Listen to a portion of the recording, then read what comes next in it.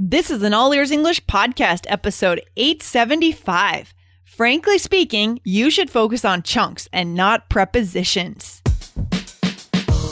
Welcome to the All Ears English podcast. Downloaded more than 50 million times, we believe in connection, not perfection. With your American hosts, Lindsay McMahon, the English adventurer, and Michelle Kaplan, the New York radio girl, coming to you from Boston and New York City, USA. And to get your transcripts delivered by email every week, go to allearsenglish.com/subscribe. Today, we answer a listener question about how to use the word frank. What prepositions come after it? We'll show you how to figure this out for better English connections today. Hey, Michelle, how you doing? Hey, Lindsay, I'm good. How are you? Oh my God, we did. We got some snow over the weekend. That's what we were just talking about. Did you get snow in New York? We did get, I think it was a very pretty snow. I mean, I was inside, so I got to watch it from the window, and that was nice. Really? I actually went for a hike in the snow. Of course you did. Of course. Of course you went for a hike and I sat in my house, in my apartment. Yeah. That's kind of the way we go, right? When we tell our stories sometimes. Yeah, exactly. Like, well, what else? I'm sure the listeners are not surprised that that's how the day was I had to get outside. It was beautiful. It was the snow falling on the trees and it was nice. But Michelle, I have a question for you today. Quick question. Right. Yeah, an English-related question. So, yeah, surprising, right? Shocking. Yeah, I know. What do you know? Yeah. So, Michelle, do you ever use the term to be frank? Like saying, I'm going to be frank with you or something like that? Is that in your personal vocabulary? It's funny that you ask that because recently I feel like watching the news. I don't know, just the other day I was thinking about this phrase because I heard someone say it, I think, on the news. And I'm like, thinking that, I don't know, it's kind of a fun phrase, but I wouldn't say that I personally use it that much, but I hear it a lot, especially on the news, I think. Yeah, it's definitely out there, right? Some people use it. I also don't. It's just not that much in my vocabulary either, but it's common for sure. And I think our listeners should know about it. What do you think? I very much agree. All right. So before we do that, we're going to say thank you to some of our reviewers. Guys, we love it when you review us because, hey, there's my alarm. Sorry, I'm back. Sorry. All right. Okay. We love it when you review us, guys, because it keeps us motivated. So I want to say thank you to Rocky on the Road from USA, Aklex from USA, Zap from China. Thank you so much, guys, for your awesome reviews. And if you guys haven't reviewed us, go over and review us. And that's not all, Michelle. We have some exciting news. Ooh, what is it? Well, we got some awards from iTunes. So we're going to let you guys know that our show, not to brag or anything, but I think it's kind of cool to share this stuff. I got an email from iTunes on Friday night and just out of the blue, I didn't even know they held these contests, but apparently our show appeared in the top 20 most downloaded in the education category in Korea. What else, Michelle? Wow. Okay. Most downloaded in Japan, right? Yep. In education or Yeah, in the top 20 most downloaded in Japan. And in the hold on. It's the most downloaded category in Japan in the top 20 and in the education category in Japan as well. Wait, and so most downloaded in Japan in general? I guess it's the top 20 most. I guess so. That's what they're telling me. I didn't know. Wow. I had no idea, Michelle. It's cool. It's very cool. We love our cool. Japanese listeners, our Korean listeners, and then there's more. What else? All right. Also, for the education category in China. Awesome. In the top 20 in the education category in China and in the most downloaded top 20 in Brazil. Wow. Guys, we appreciate you guys downloading us, sharing the show with your friends. It is awesome. Keeps us going every day. Yeah, that is, I'm pretty, wow. I'm very touched, guys. Thank you so much. That is so cool. That's so cool. So that motivates us to get started in 2018 on a really strong note. So you're going to see some very exciting things coming from All Ears English in 2018 because of you guys. All right. So, and don't forget, if you're taking the IELTS exam, go over and subscribe to the IELTS Energy. That one also got an award in Brazil. So very cool, very hot shows right now. Very exciting. All right. So, Michelle, we have a good question from our listener about this phrase, to be frank. Could you read it for us? Sure. Here we go. Cool. Hi, Lindsay. I'm a loyal audience member from All Ears English, and I've learned a lot from this podcast. I really appreciate your efforts for teaching and sharing. I have a question about frank. We usually say to be frank with someone and be frank about something. Can we change the preposition about to for, like be frank for something? It's really easy to get confused with this kind of preparation. Thank you so much. Chris saying from Facebook. Yeah, very cool. Good question. Hey, so our listener has heard this phrase and he's wondering, what kinds of prepositions can we throw in there, right, with this phrase? And so when we say this phrase, to be frank, what does it actually mean? It means like to be honest or to be straightforward. Yeah, exactly. I mean, and so Frank's question, to be frank about something, is that basically what we could say, Michelle? To be frank about, does that make sense grammatically? Yeah, that's what I would say. I would say grammatically you would be frank about something. If we were going to add a preposition, Exactly. right? Exactly. Yeah. But saying to be frank for something, is that okay? What do you think? That to me sounds a little bit more awkward. Something's not quite right with that one. Something's not right with that one. So just a straight up answer Frank's question. That was funny. Answer Chris's question. Don't say frank for something. Okay. Right, so, really it comes down to, first of all, understanding what these prepositions mean. But the thing is, Chris, we don't usually use either one after frank. We say it in a different way. And how would that be, Michelle, that we tend to use, to be frank?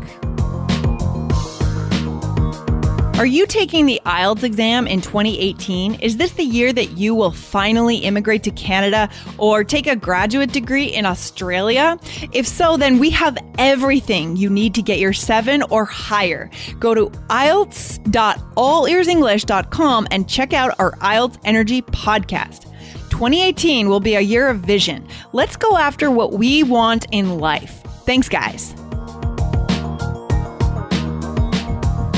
Right. So you could say it in a lot of different ways, right? But you could say, oh, I want to be frank about something, right?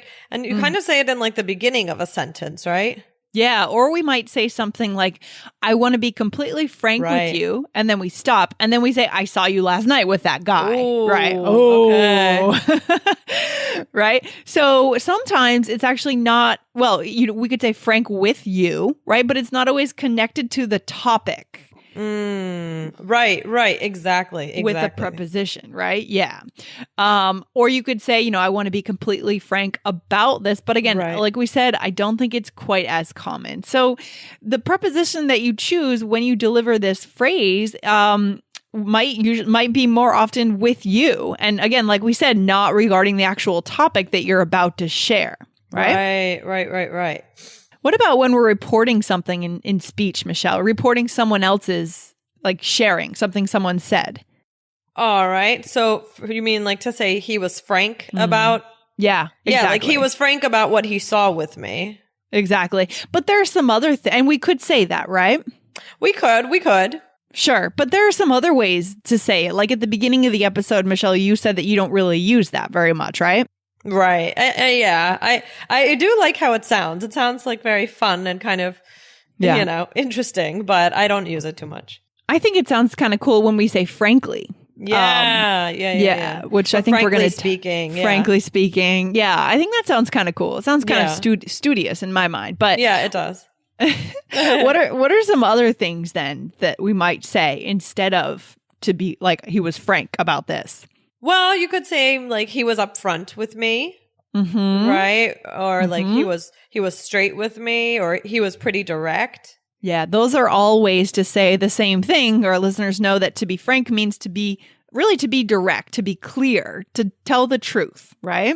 Yeah, exactly. Yeah. And then there are other things that we can say if we want to start the sentence by saying, like, frankly, right? Like we said before, I really like that. Here, we're not reporting on what someone said by saying, oh, he was frank with me. Instead, I'm starting the sentence by saying, frankly, I think we should, change our recording days to Saturdays, right? For example. Right. No, I don't think that. I agree, Lindsay. I agree. Yeah, no, let's not do that. What are some other kind of words that we throw at the beginning of the sentence instead of frankly, if we want to present it in this structure? Sure. Well, you could say honestly, right? Yeah. Honestly would be a good one, right? Like, honestly, I don't think that's a good idea right now. Right. Exactly. And another one would be to be upfront. I don't think that's a good idea.